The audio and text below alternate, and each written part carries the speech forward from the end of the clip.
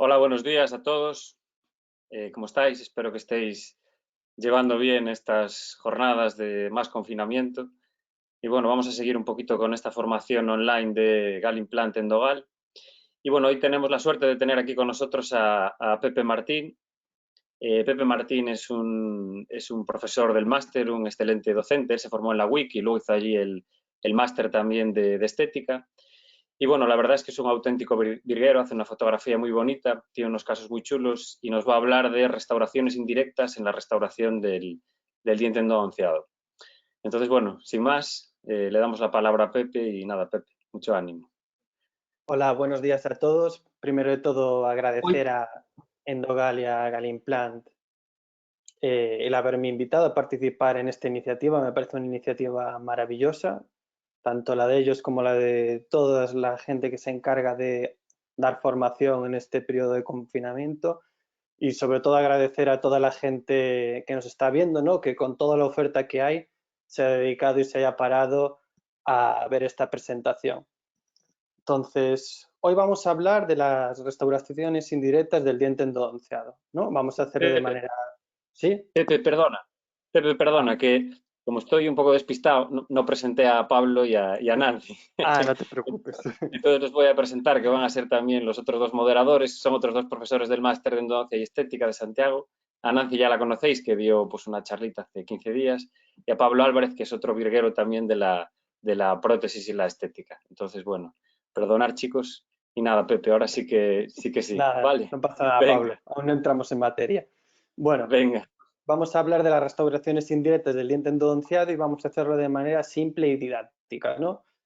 ¿Qué restauración haremos en cada situación? ¿Cómo la haremos? El tipo de tallado y los pasos que tenemos que hacer.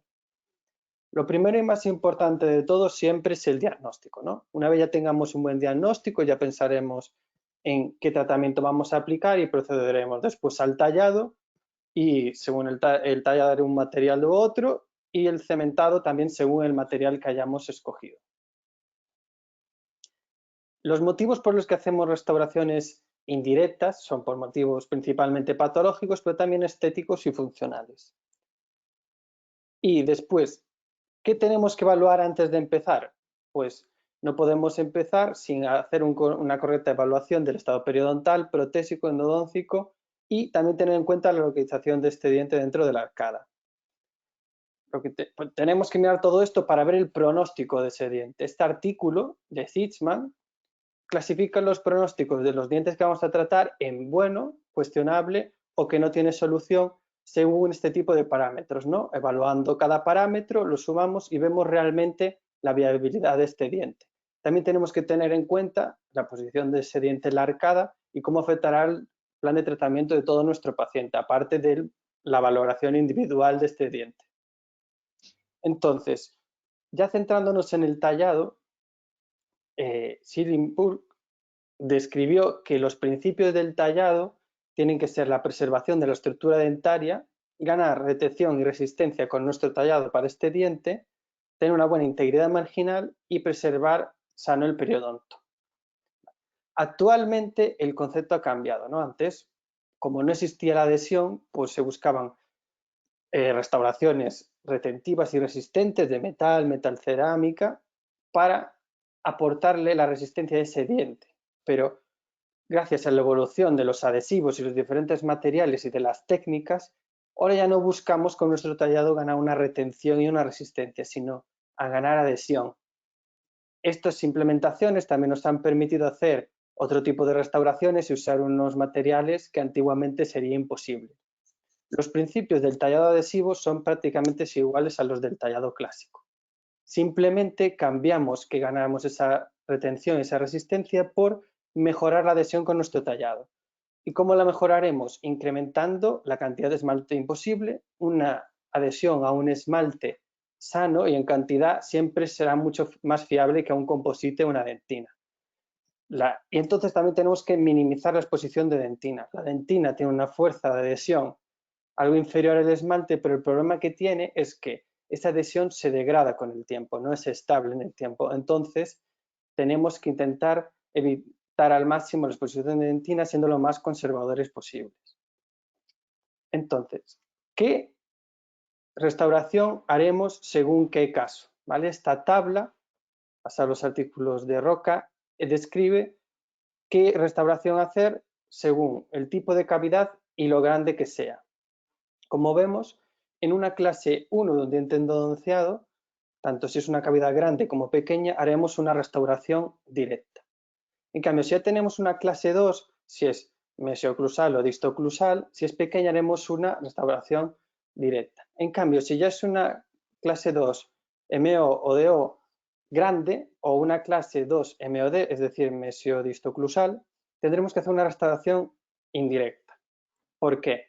Bueno, pues la primera razón es porque, como vemos aquí en este gráfico, tenemos un premolar partido por la mitad con diferentes tipos de cavidades, ¿no? La primera sería una apertura cameral simple, después sería una apertura cameral con un poste, una clase 1 grande, una clase 2 que afecta a una de las crestas marginales y una clase 2 que afecta a ambas crestas marginales.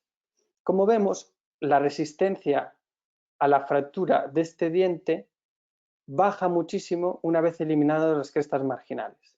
Si nosotros hacemos una simple apertura cameral, debilitamos al diente un 5%. Si colocamos un poste alrededor de un 10%, en cambio, si ya tenemos una de las crestas marginales perdidas en una clase 2, se debilitará alrededor de un 33% y si ya perdemos ambas, alrededor de un 65%. Por lo tanto, si nosotros tenemos una endodoncia hecha de esta manera con una clase 1, una apertura conservadora, este diente no estará prácticamente debilitado. El diente endodonciado no es frágil por el hecho de estar endodonciado, sino es frágil si ha perdido mucha estructura dental. Por eso tenemos que intentar conservarla al máximo posible. Si conservamos las crestas marginales, nuestra restauración, nuestra reconstrucción tendrá una habilidad mucho más alta. Otra razón es para dar un buen punto de contacto. ¿Vale? Si tenemos una clase 2 muy grande, ya os habrá pasado que dar ese buen punto de contacto es muy complicado. En cambio, si tenemos una restauración indirecta, hecha en el laboratorio o hecha por nosotros mismos, pero de manera indirecta, será mucho más fácil hacer un buen punto de contacto. Después, ¿qué clase de restauración indirecta parcial vamos a hacer? Pues tenemos tres tipos.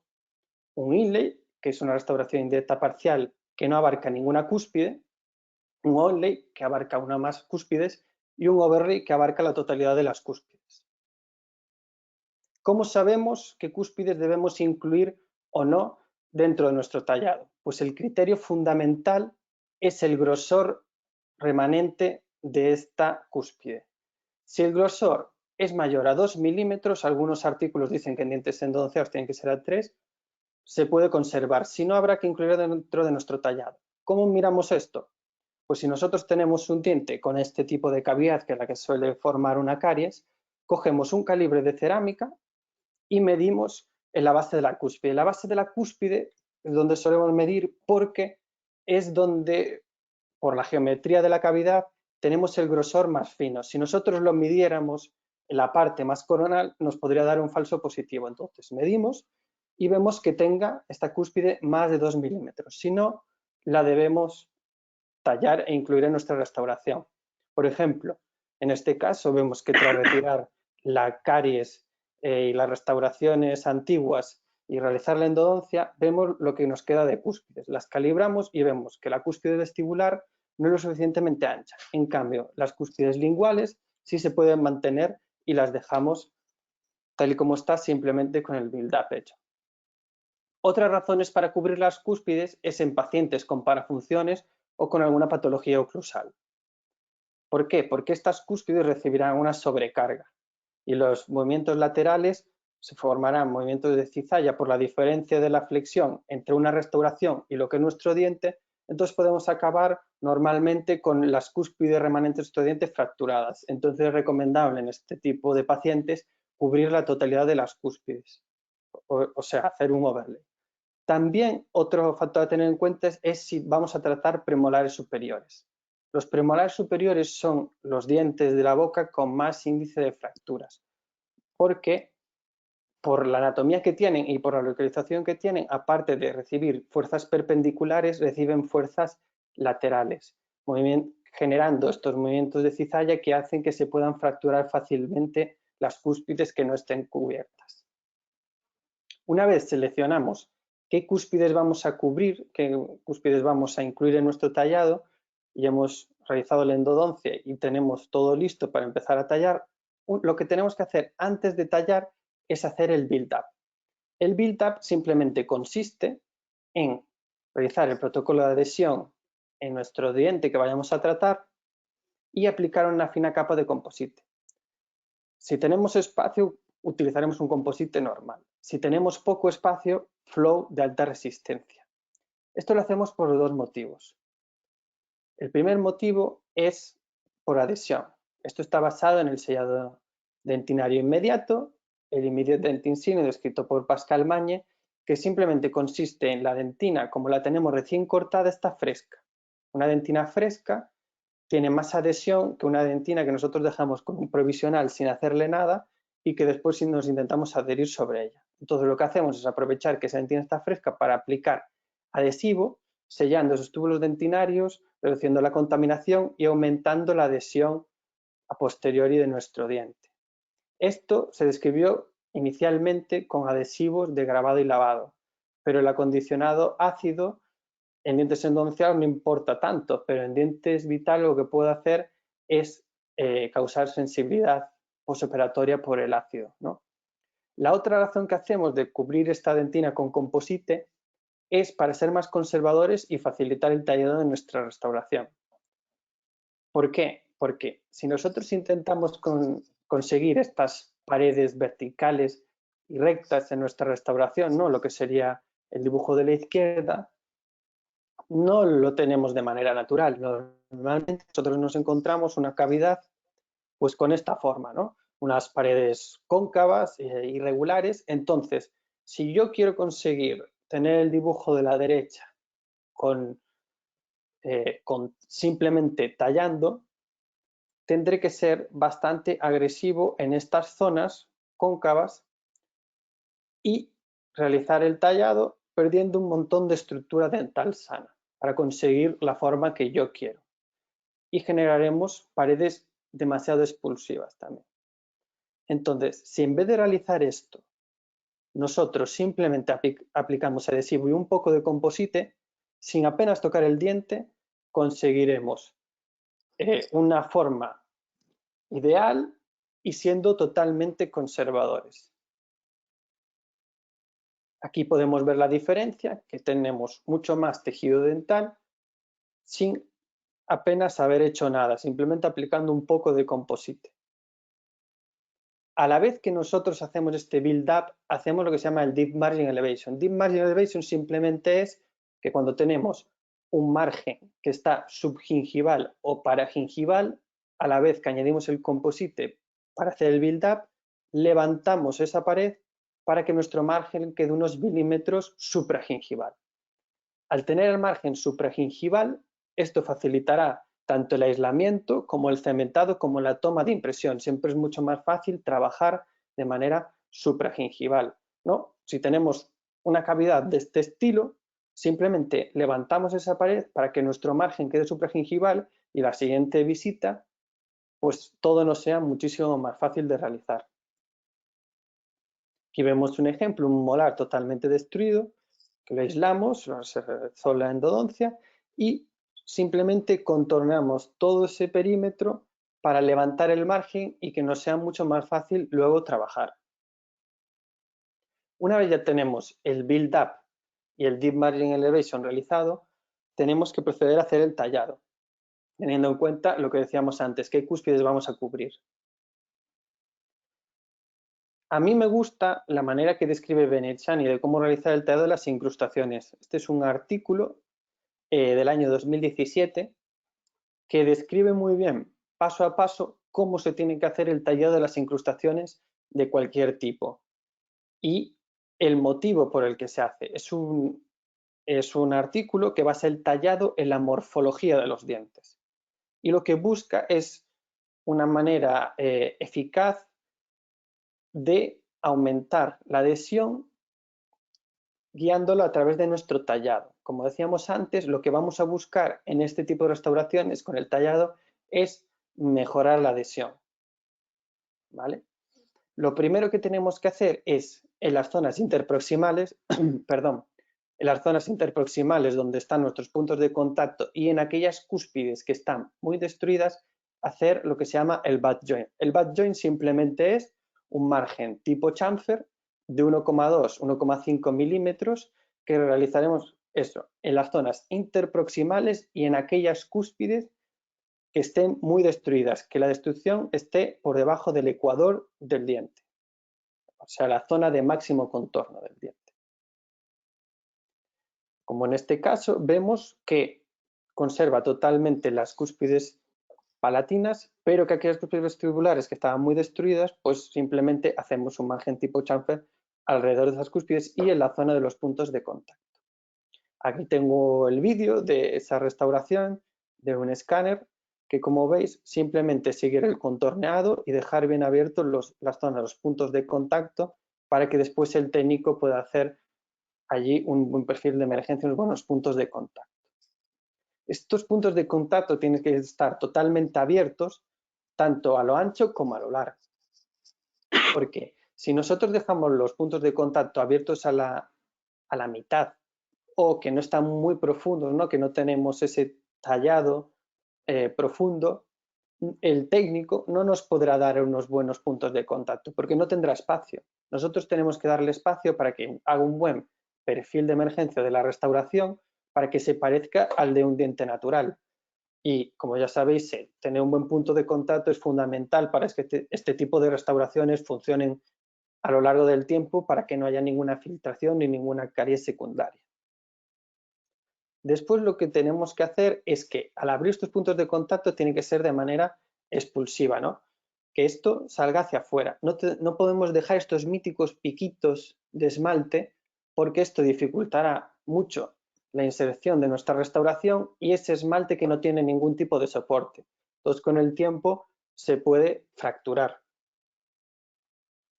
Lo siguiente que tenemos que hacer es hacer la reducción oclusal, ¿no? Dar espacio con el antagonista a nuestra restauración.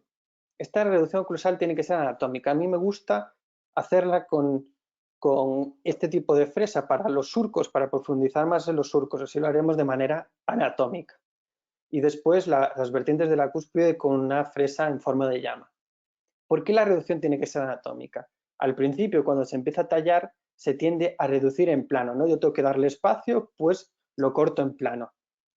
Esto es incorrecto porque el diente no es plano.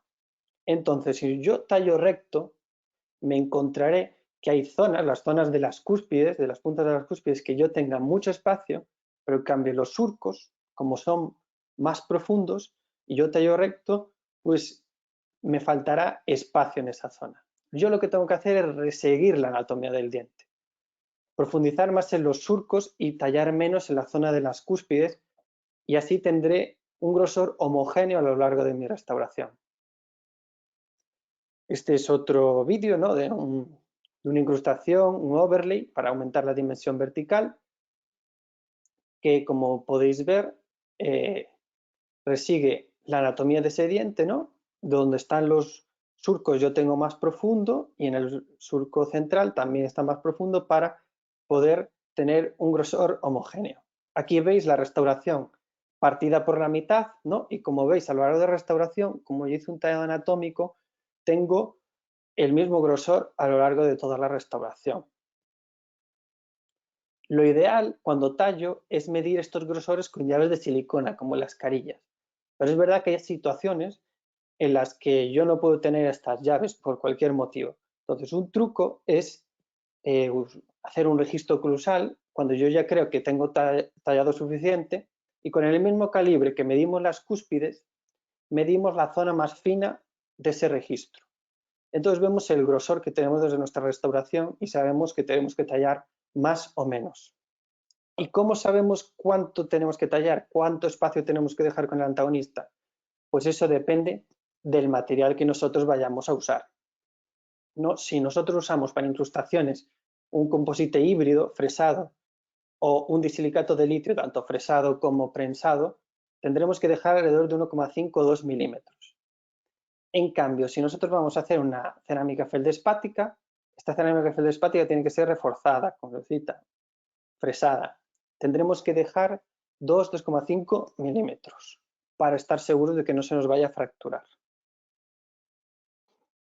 Después, las paredes verticales, las paredes axiales de esta restauración tienen que tener una divergencia de 6 a 10 grados, ¿no? Esta fresa va muy bien porque es una fresa corta, entonces me permite ponerla totalmente paralela al eje del diente en los sectores posteriores, ¿no? Que una fresa más larga no nos cabe, normalmente cuando el paciente abre poco, y aparte es bastante gorda, tiene bastante conicidad, entonces ya nos hace esa divergencia de manera automática, ¿no? Esta divergencia, como digo, tiene que ser entre 6 y 10 grados para que nuestra restauración entre, ¿no? Si fueran las paredes totalmente paralelas,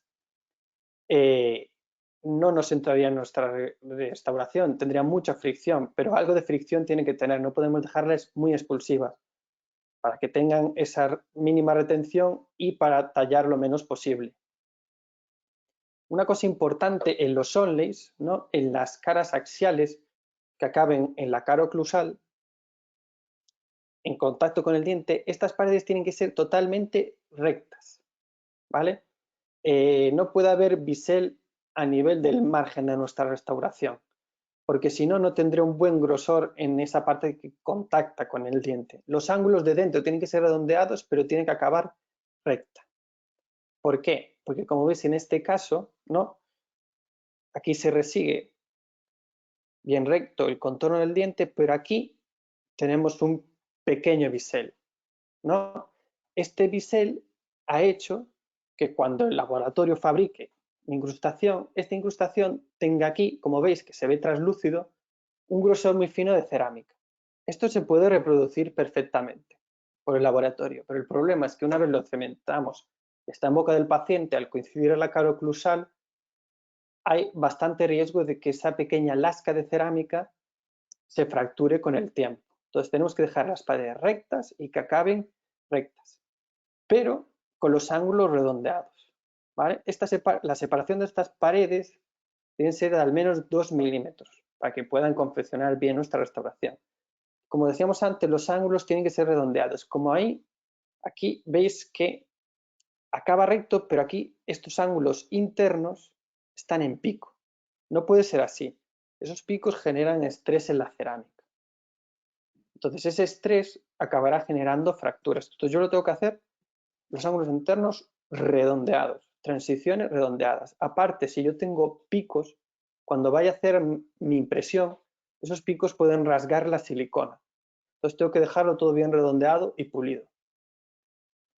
Después, las cúspides que vayamos a cubrir, pero que estén en buenas condiciones, ¿no? Que no estén muy destruidas, vamos a hacer un margen en bisel con una fresa de llama.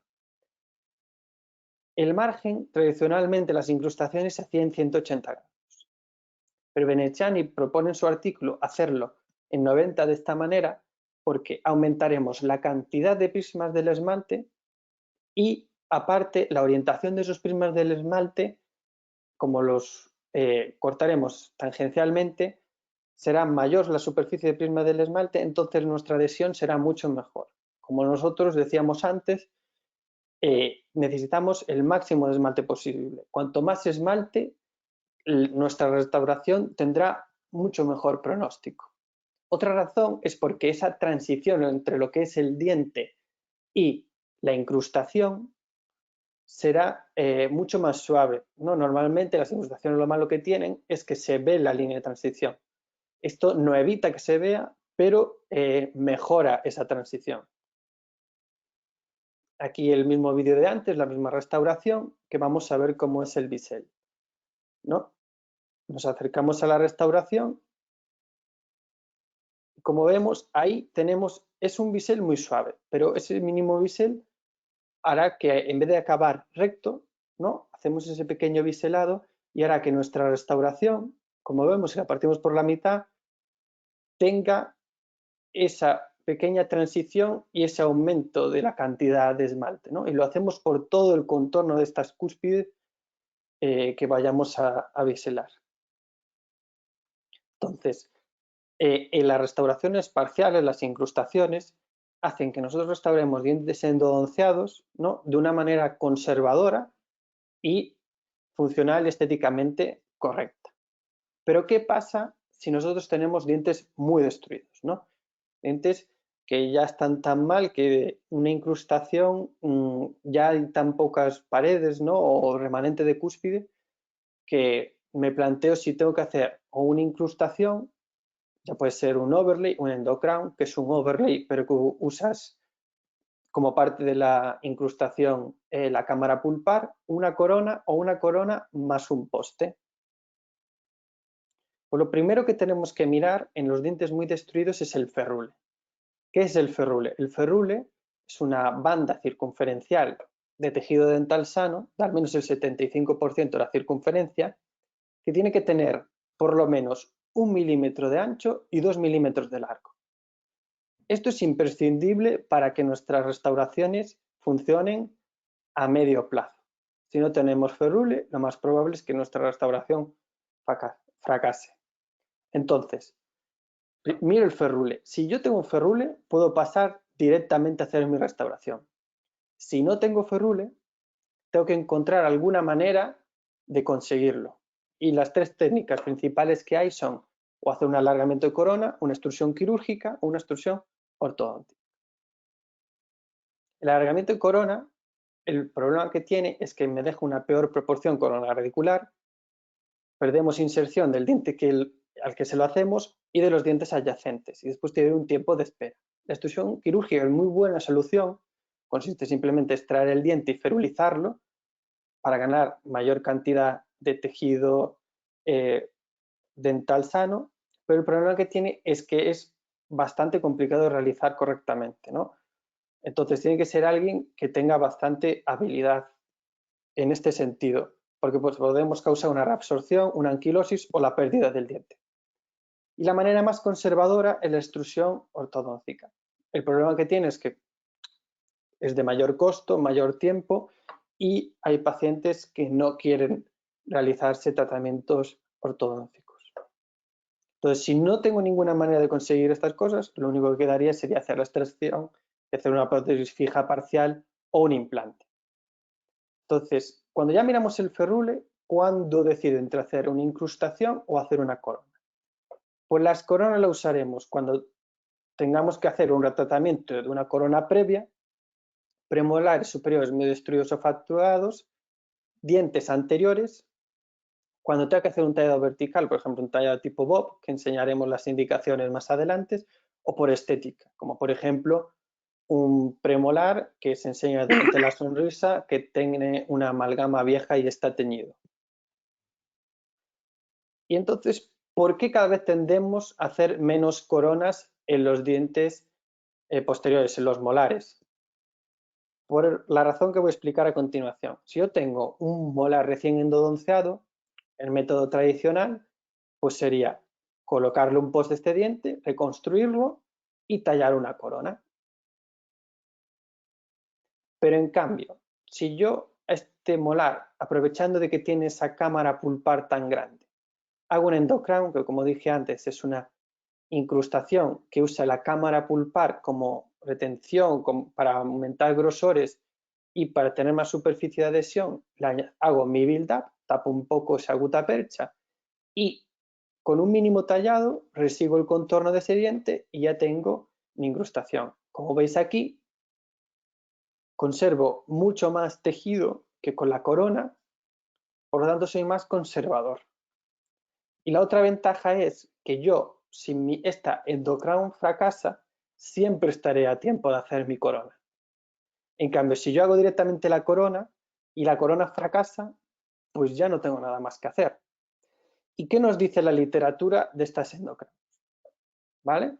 Bueno, aquí tenemos un caso de un endocrown que, como veis, sin apenas tallado, simplemente reconstruyendo, haciendo el build-up en estos molares y usando esa cámara pulpar como retención, yo puedo hacer unas incrustaciones siendo totalmente conservador. Si yo tuviera que hacer aquí una corona, el poco remanente de tejido dental sano que me queda, me lo tendría que cargar para poder hacer el margen de mi corona. La literatura que nos dice de las endocrowns, pues vemos que la supervivencia tanto de las endocrowns como de las coronas es del 90% de 1 a 10 años. Esto es una supervivencia muy buena, ¿vale? Y como veis, las endocrowns y las coronas en molares tienen la misma supervivencia, más o menos. Pero lo que decíamos antes, una vez ya hemos hecho nuestra corona, ya no podemos hacer una endocrown, en cambio al revés sí. Por lo tanto, si esa endocrown fracasa, siempre estará a tiempo de hacer mi corona. Pero veamos las razones por las que fracasan estas restauraciones. La endocrown principalmente falló porque se descementó, ¿no? Al ser una restauración adhesiva, si yo falla mi adhesión o no hago bien el protocolo de adhesión, como no tiene ninguna retención, pues se cae. En cambio, vemos que la mayor causa de fracaso en las coronas fue la fractura del diente. Entonces, claro, la conservación de este tejido dental sano hace que el fracaso de mi restauración sea que simplemente se descementa, que puedo volverla a cementar si está en buenas condiciones o, si no, reconstruir y volver a hacer otra o tallar una corona. En cambio, si se me fractura el diente con la corona, pues lo más probable es que condene este diente a la extracción. Después, este estudio también mira las endocrowns en premolares, comparado con las coronas, y los artículos difieren mucho entre sí. Hay algunos que dicen que son iguales, otros dicen que las coronas son mejores y otros que dicen que las endocrowns son mejores. Pero la mayoría de ellos tiende a decir que es mejor en los premolares realizar coronas, ¿vale? Entonces, por eso en premolares, porque decíamos ante la anatomía, la situación de la arcada, a lo mejor sería interesante pensar más bien en hacer una corona que un endocrown. El endocrown en molares está muy bien porque por la anatomía que tienen es mucho más fácil realizarla y da mucho mejor resultado. Una vez decido si tengo que hacer una corona o una incrustación, la otra decisión que tengo que hacer es si esa corona tiene que llevar un poste o no. Pues volviendo al artículo de antes, vemos que una pared remanente puede sustituir, incluso mejorar, la resistencia aportada por un poste. ¿Esto qué quiere decir? Que si yo tengo un diente sin ninguna pared remanente con un poste, mi resistencia será peor que si yo tengo un diente con una pared sin ningún tipo de poste. Solo los dientes con grandes defectos coronales sin cavidades remanentes pueden beneficiarse de un poste. ¿Esto qué quiere decir? Que si yo me puedo beneficiar del poste, ¿no? El poste lo que me da es una retención, no me aporta ningún tipo de resistencia al diente. Entonces yo pondré postes en aquellos dientes que tengan 2 paredes o menos remanentes. Estos son los 2 tipos de postes que más se usan en las clínicas hoy en día, creo, en España. Es verdad que hay más materiales, ¿no? Hay muchos más.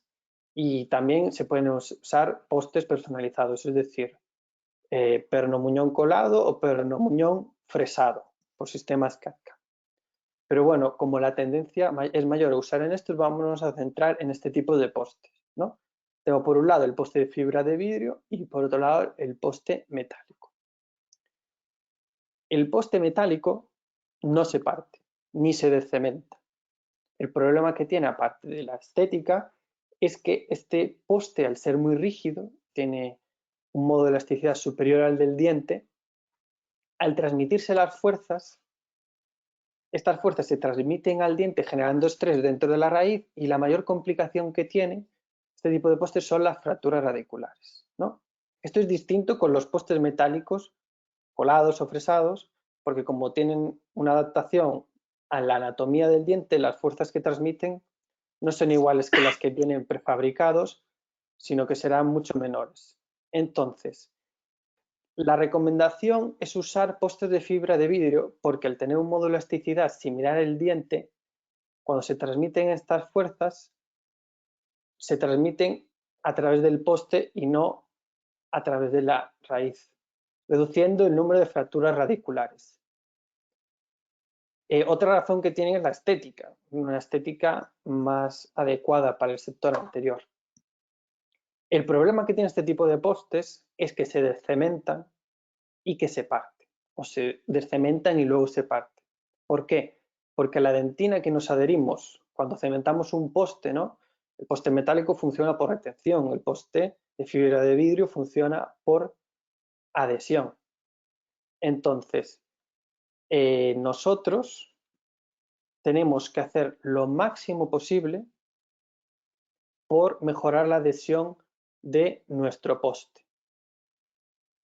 Esto lo haremos cumpliendo bien las instrucciones de la preparación de nuestros postes y después intentaremos anatomizarlos como los postes fresados o colados para que se adapte mejor a la anatomía de nuestro diente, ¿vale? Las reglas de preparación de nuestro poste son que debemos dejar al menos 4 milímetros remanentes de gutapercha para dar seguridad a nuestra endodoncia. También debemos insertar el poste 2/3 del remanente dental, es decir, que si nos queda esto de diente, la profundidad de nuestro poste tiene que ser 2/3.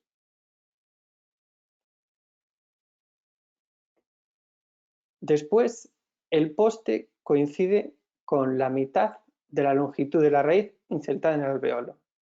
Esto quiere decir que si yo tengo la profundidad, mi hueso aquí, el poste tiene que estar a la mitad de lo que está la raíz dentro del alveolo.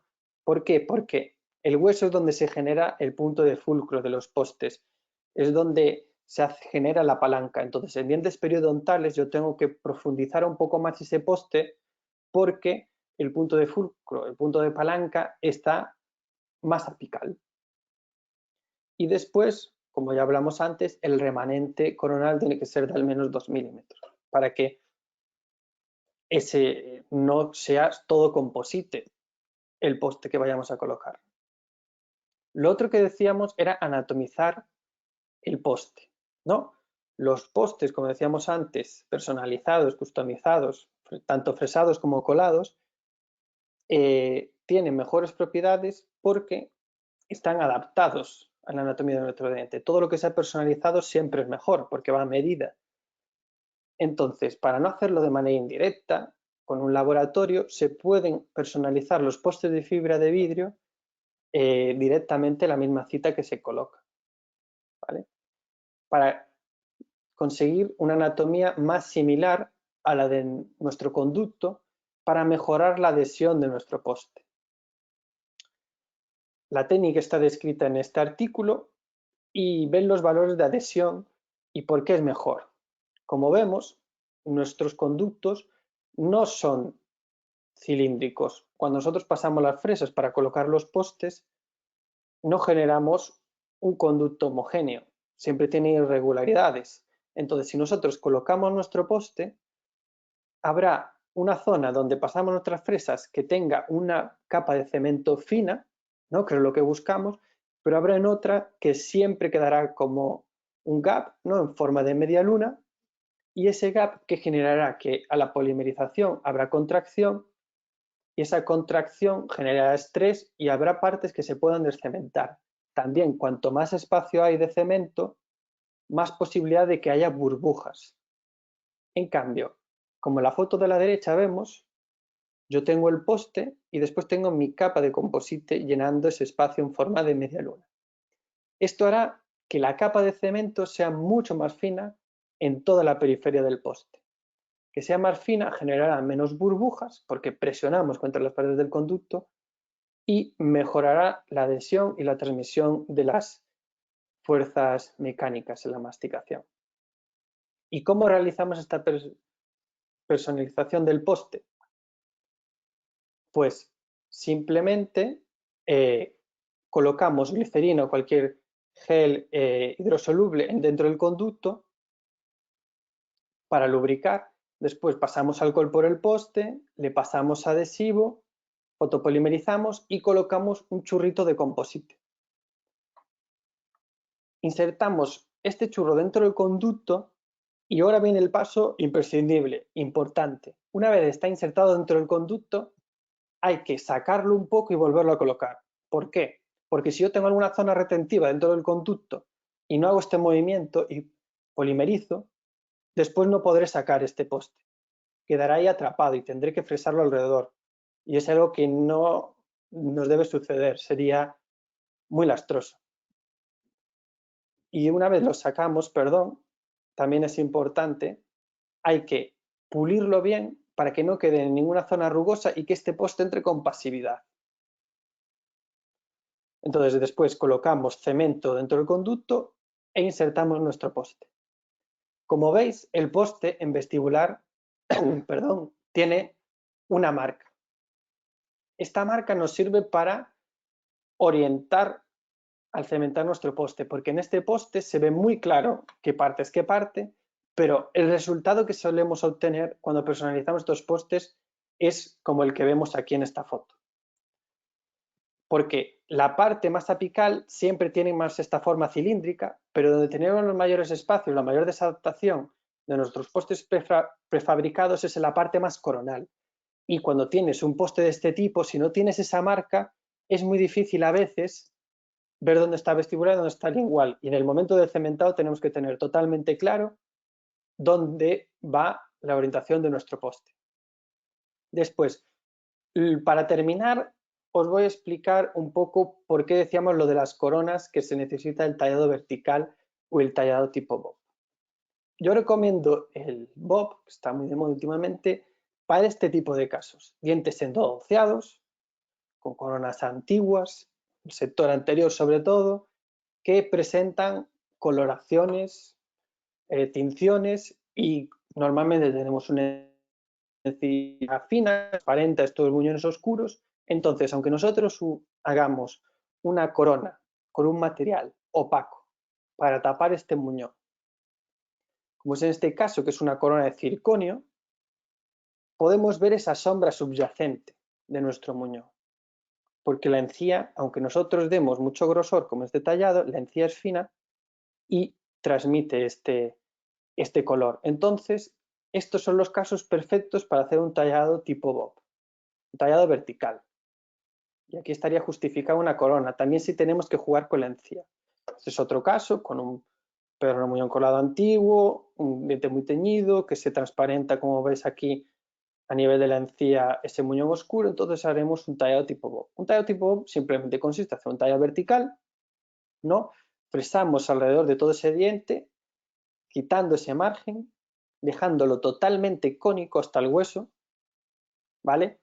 Para que donde yo tenía mi margen se genere un espacio, como veis aquí. Ese espacio se llena de sangre. Y esa sangre con nuestro provisional la taponaremos, estabilizaremos el coágulo que se va a formar y ese coágulo después se formará tejido sano. Entonces yo rebaso mi provisional y siempre me van a quedar dos líneas, la de dentro y la de fuera. Y un valle en medio. Este valle lo tengo que llenar con composite y lo pulo. Entonces esto me genera un sobrecontorno que me hará de tapón. Aquí veis el día del tallado. Y queda ese coágulo y bien estabilizado. A las 4 semanas, cuando madure el tejido, veo que ya tengo un tejido mucho más sano y mucho más gordo de lo que tenía antes. Vemos que ese espacio que yo generé se llenó de sangre y al final se formó tejido. Como veis aquí, todo ese espacio que era el margen, siendo totalmente conservador, genero más grosor de tejido. Este grosor de tejido me ayudará a la estabilidad de mi corona, del margen, y a tapar ese sustrato oscuro porque ya tengo más grosor de encía. Todo eso que tengo de grosor tapará. Entonces también puedo jugar un poco en casos anteriores, ¿no? Que tengo leves diferencias de margen, de papilas y demás. Abriendo el provisional vemos cómo la encía se va, por el efecto rebote que tiene, adaptando a los espacios que yo he ido generando. Y después, cuando ya tengo lo que más o menos lo que quiero conseguir, lo que puedo conseguir, este caso hicimos una carilla en el diente de al lado para igualar, ¿no?, la restauración, se quede más estético, y usando una corona de circonio con cerámica encima, vemos que aún se sigue notando un poco, pero gracias a ese grosor de encía ya no tengo esas sombras que tenía antes. Aparte, ese margen lo dejamos en circonio, porque aparte para tapar ese muñón oscuro, el circonio interactúa muy bien con los tejidos blandos, creando una situación sana de estos tejidos y que a largo plazo funcionará muy bien. Bueno, para acabar, los mensajes para que os quedéis en casa es realizar restauraciones maximizando la adhesión y minimizando la pérdida de tejido. Priorizar las restauraciones parciales en vez de las totales cuando sea posible. Y utilizar postes en premolares y dientes anteriores con 2 paredes o menos. Y que menos es más. Cuanto menos tallemos, mejor resultado estaremos. Pero siempre pensando y planteándose la situación que tenemos en boca. Muchas gracias. Bueno, y ahora procederemos a las preguntas de los moderadores. Muy bien, Pepe, pues muchas gracias. La verdad que una presentación muy bonita, ¿eh? Gracias, Pablo. Nada, a mí sí que me gustaría comentar una cosa de incrustación versus corona, ¿no? Es decir, ¿tú crees que el remanente de esmalte sería, digamos, el punto crítico para decidirte por hacer una incrustación o una corona? ¿O es un punto más a tener en cuenta?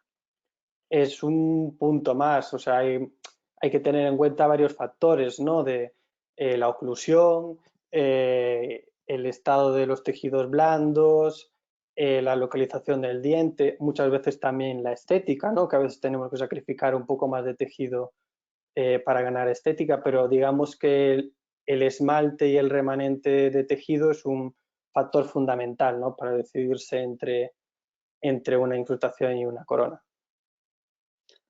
Vale, muy bien. Nancy, Pablo, no sé si tenéis alguna pregunta. Buenos días. Lo primero, Pepe, me gustaría felicitarte. La presentación es brillante, como siempre. Tienes unos gráficos que explican perfectamente todo lo que quieres decir, así que enhorabuena por esa parte. Gracias. Y yo quería comentar un poco algunas dificultades que tenemos. Creo que una de ellas es elegir el material de una incrustación.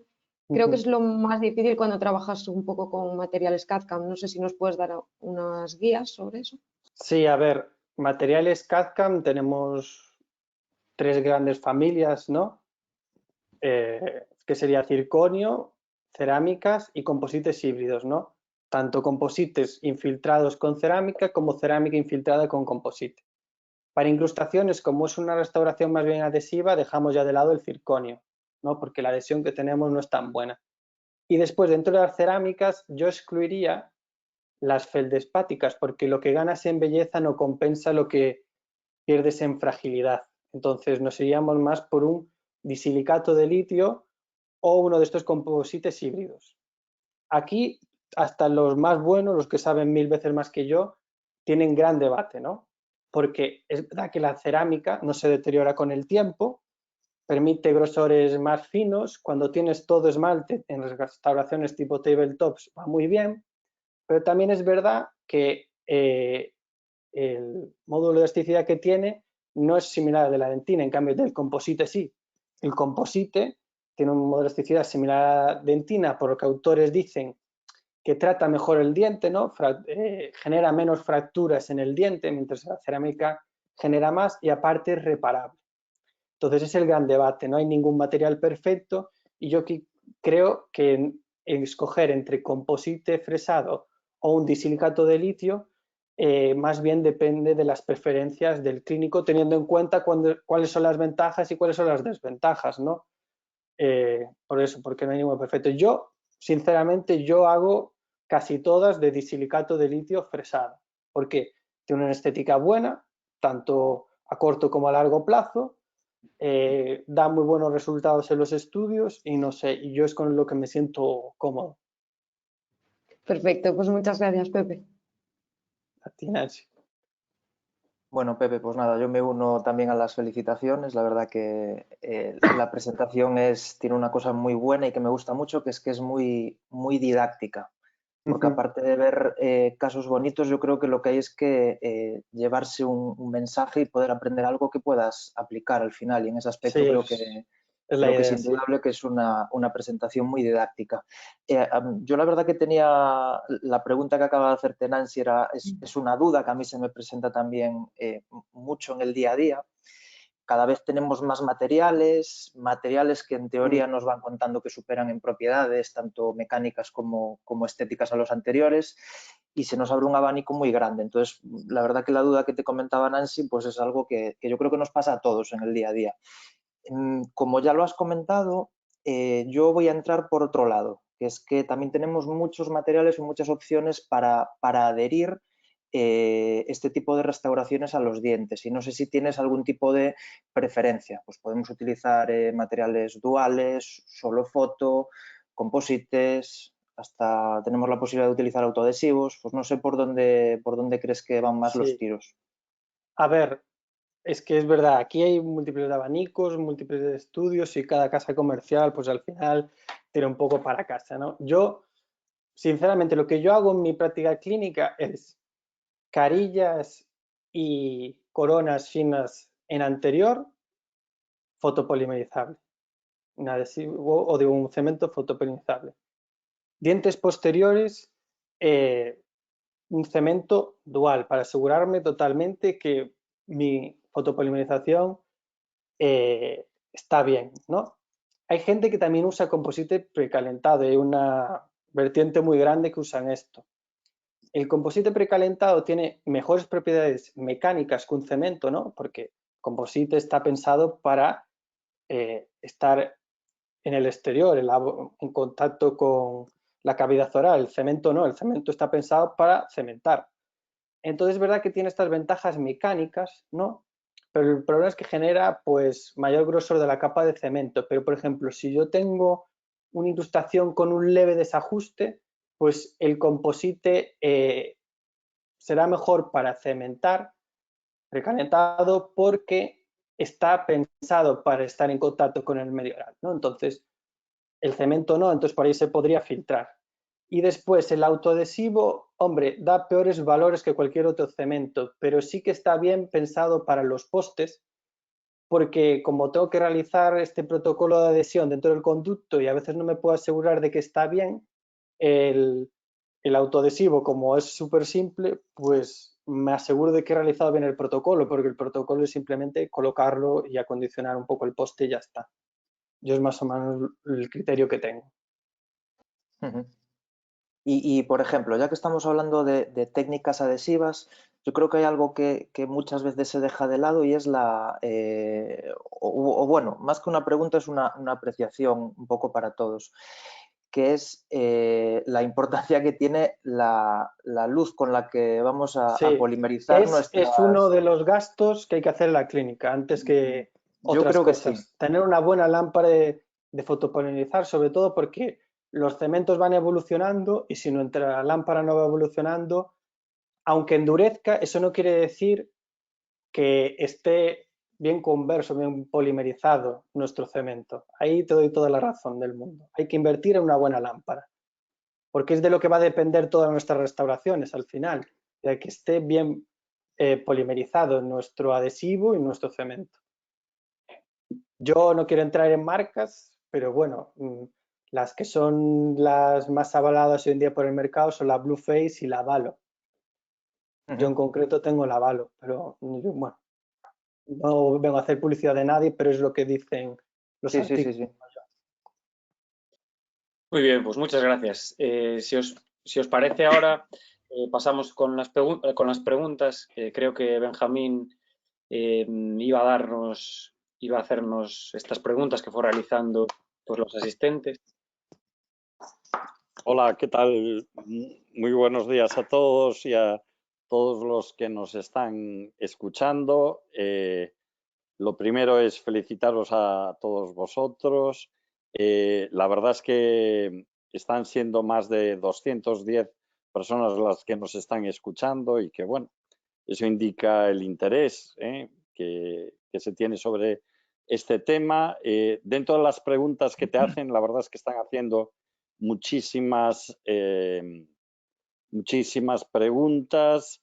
Bueno, aparte de felicitarte y, por ejemplo, veo que la técnica esta Bob, pues debe estar un poquito de moda porque varias son sobre ellas y lo que te preguntan sobre este tema es si esta técnica es compatible, por ejemplo, en la realización de carillas y también preguntan, hay alguna pregunta sobre el margen y cómo vas modificando el margen en esta técnica. Vale, pues bueno, primero de todo sí que es verdad que está de moda, pero el que lo inventó, nació hoy, lo inventó hace 30 años. Los artículos son de hace un par de años y es verdad que ahora están saliendo artículos de bob en carillas. Este bob en carillas es dejar, en vez de hacer un margen, dejarlo sin terminación, ¿no?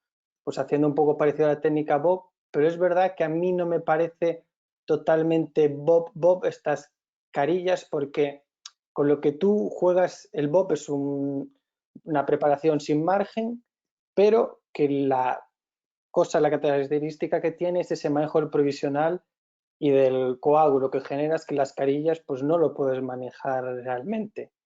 La modificación del provisional, pues yo sinceramente lo que voy haciendo es una vez pasan las 4 semanas, lo recorto 1 milímetro, espero otras 2 semanas y veo que baja, si baja o no. Y lo voy bajando hasta donde yo quiero o hasta donde yo puedo. Cuando ya no da más de sí, pues ya lo doy por finalizado. A mí lo que me dijo Kina en su curso es que para saber hasta dónde puedo bajar tengo que mirar las papilas. Más allá de lo que de unos milímetros, depende de dónde estén las papilas, yo puedo bajar. Si están más altas las papilas ya es imposible. Pero lo que hago simplemente es ir recortando y ver hasta dónde puedo llegar. Ya está. No sé si Después, otra serie de preguntas que hacen son sobre los materiales de las incrustaciones. Lo primero es que hay preguntas, por ejemplo, que si prefieres las incrustaciones, digamos, hechas tipo CEREC, o prefieres en las de laboratorio, en qué casos clínicos. Preguntan también sobre el nombre del autor del artículo 2017 sobre incrustaciones que pusiste en la presentación. Te digo un poco todo sobre ese tema. Si prefieres cerámica o composite reforzado, sí. ¿Y qué materiales estarían indicados si, por ejemplo, el paciente es brusista? Yo, como ya dije antes respondiendo a la pregunta de Nancy, yo generalmente uso disilicato de litio fresado. Es con el que me siento cómodo, yo creo que a largo plazo funciona muy bien porque el problema del composite es que se deteriora, aunque ya lo dije, es más, se comporta mejor en contacto con la dentina que la cerámica. Entonces, a lo mejor en pacientes bruxistas sería interesante. Estos composites híbridos tenemos dos opciones, o composite infiltrado con cerámica o cerámica infiltrada con composite. Yo recomiendo el que es el composite infiltrado con cerámica. La otra variante, que es el Vitanamic, yo no quiero fastidiar a Vita para nada, pero no me gusta porque el composite que tiene dentro se acaba degradando y queda como una trabécula de cerámica que desgasta un montón los antagonistas. Por eso no me gusta. No sé si he respondido a todo lo que me preguntabas. El artículo de 2017 el autor, ¿sabes? Veneciani. Lo tengo aquí en un segundo.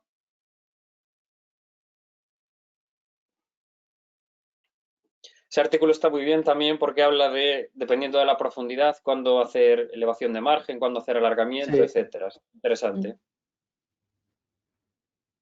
Muy bien. Sobre los postes. Sí. No, perdón.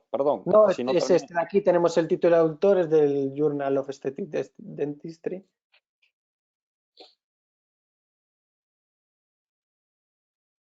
¿Y cuál es la ¿Ya? siguiente pregunta? Sí, mira, sobre los postes. Sobre los postes hay varias preguntas. Lo primero es si con un poste metálico podrías hacer una individualización del poste igual que con fibra de vidrio, que si hay alguna circunstancia clínica que prefieras utilizar postes metálicos a postes de fibra de vidrio y por ejemplo, ¿en qué porcentaje de ferrule, a partir de qué porcentaje de ferrule tú pondrías un poste o no lo pondrías? Es decir. Vale. Bueno, primera pregunta, si se puede personalizar.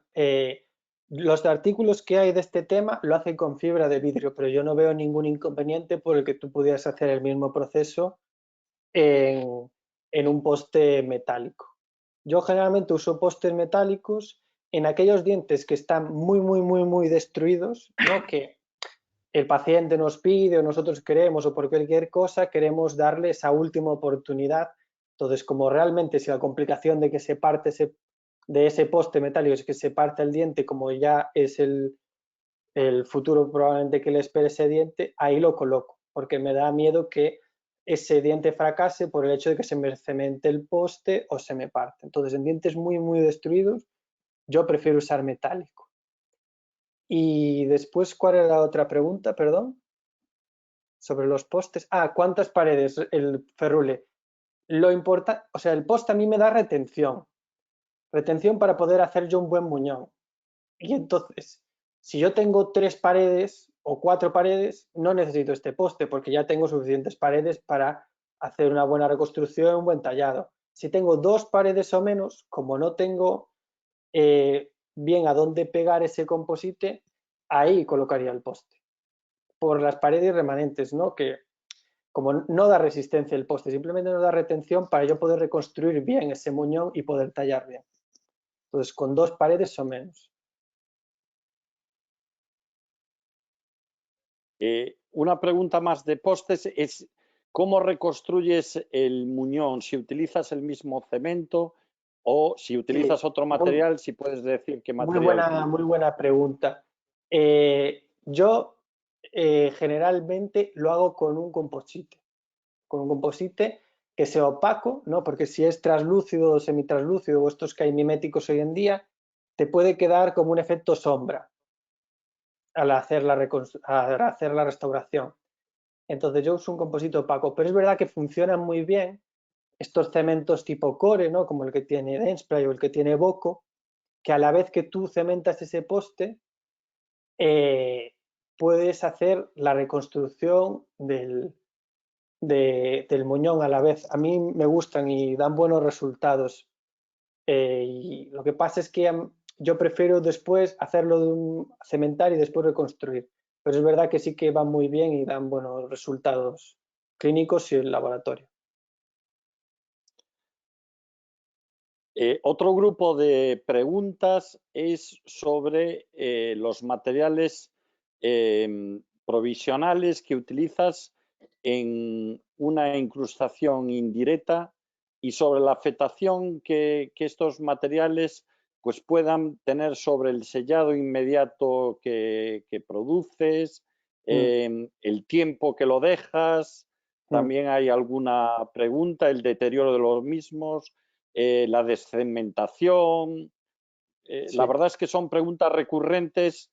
Veo que hay un problema con los materiales de restauración provisional. A ver, generalmente los que yo he usado en mi corta carrera, la verdad, son el Cavit y el Telio. El Cavit, el problema que tiene es que es muy sucio, ¿vale? Yo con la Dentía no tengo problema porque, como recordáis, puse esa capa de composite, pero cuando saco el Cavit no me da sensación de limpio. Entonces, para mí es mejor el Telio, mucho más fácil de retirar con una sonda y lo deja perfecto.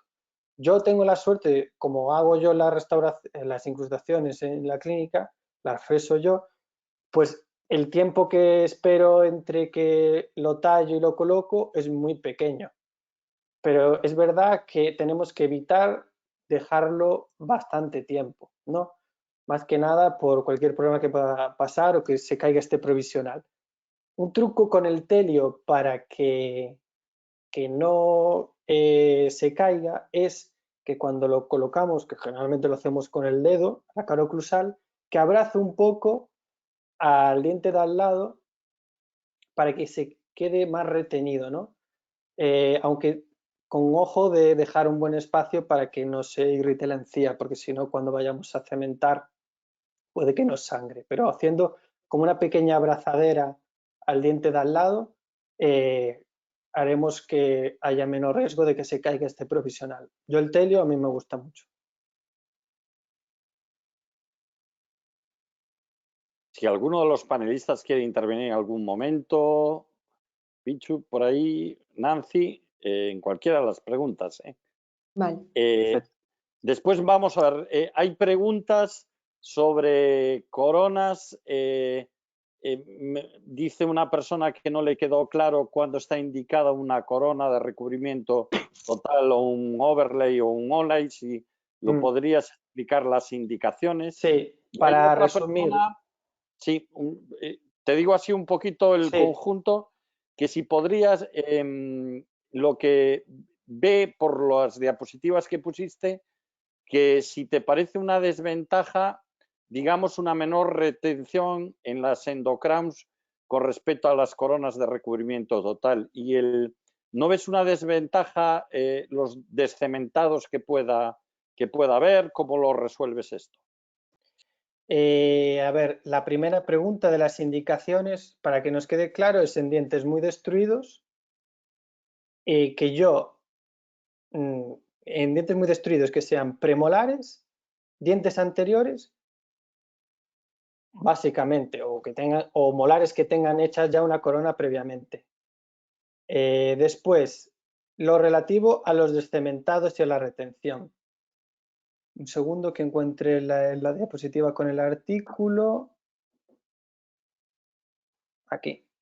Pero como veis, la supervivencia es del 90% de 1 a 10 años. Simplemente que la complicación que tiene es que se descementa, pero tiene una buena tasa de supervivencia.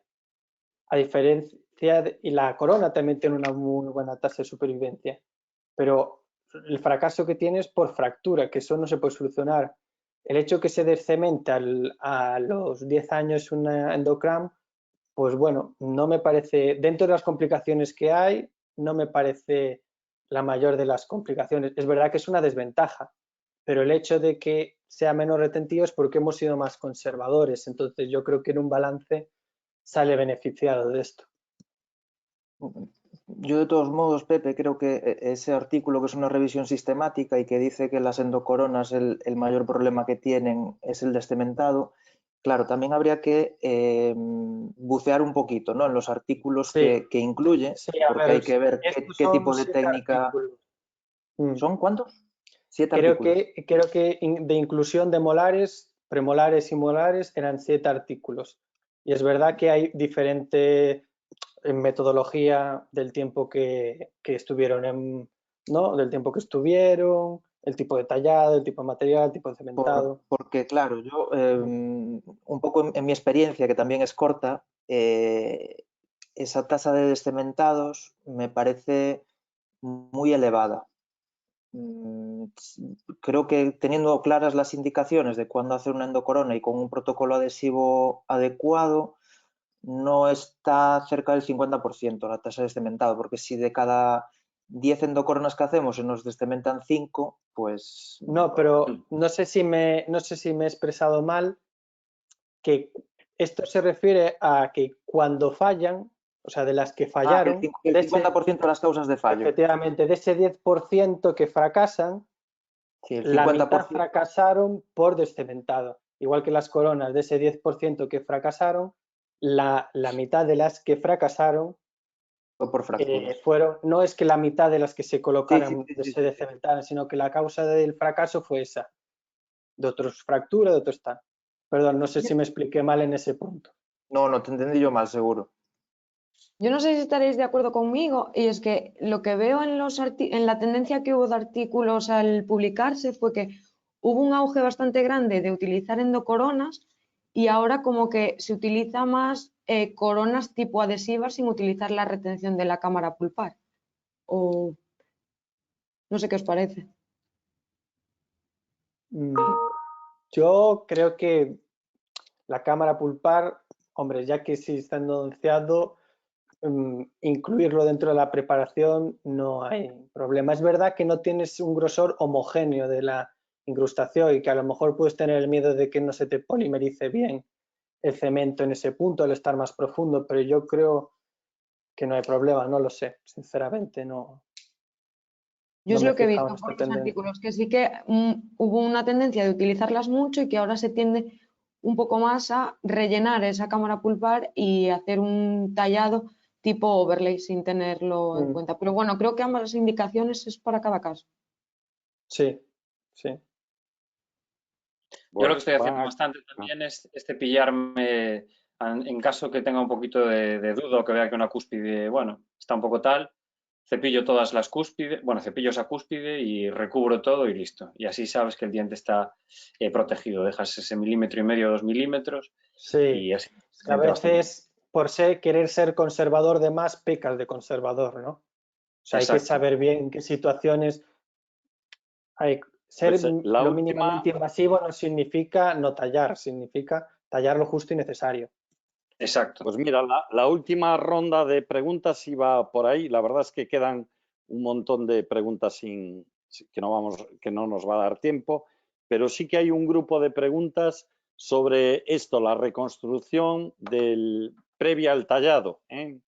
Entonces, una de las preguntas es que si, por ejemplo, vosotros en una cúspide de espesor menor a 2 milímetros, con esa reconstrucción, podrías evitar tener que deshacerte de ella, ¿eh?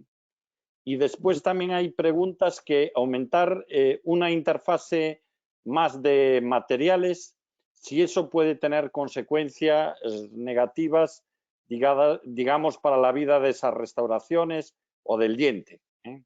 Aumentar el número de interfaces. Bueno, la primera de respecto, si yo tengo menos de 2 milímetros y cubro con composite, da igual que lo cubra con composite, lo que me queda de diente será fino, entonces lo más probable es que acabe fracturando, ¿no?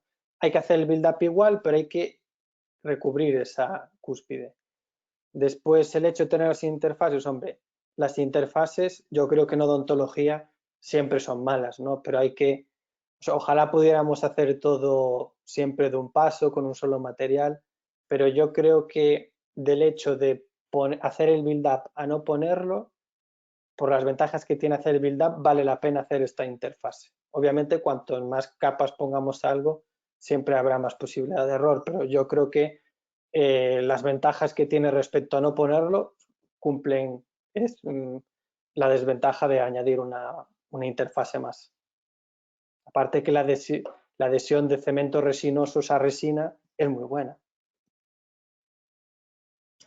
Bueno, Pepe, muchísimas gracias por tu fabulosa ponencia. Gracias también a Nancy por acompañarnos, a los Pablos en este caso y a Benjamín por hacer de moderador en esta conferencia. Recordar a todos los asistentes que esta tarde tendremos a las 7 al doctor Santi Ferris y mañana a las 7 también tendremos a la doctora Miriam Teule. Además, el sábado a las 12 de la mañana tendremos un especial de casos clínicos con el doctor Jesús Pato Mourelo, el doctor Alberto Fernández, el doctor Pedro Pablo Blanco y el doctor Fran Díaz. Y el lunes nos acompañará nuestro compañero Carlos Ayala con flujo editorial en odontología. No os lo perdáis, seguimos con Movimiento Galimplant y Movimiento Endogal. Muchísimas gracias y continuamos. Gracias a todos. Muchas gracias. Muchas gracias, muchas gracias a todos. Vale. Gracias, Pepe. Hasta luego. Excelente conferencia. Me encantó. Gracias a vosotros. Gracias. Gracias, chao. Luego, Hasta Nancy, luego a Pablo. todos.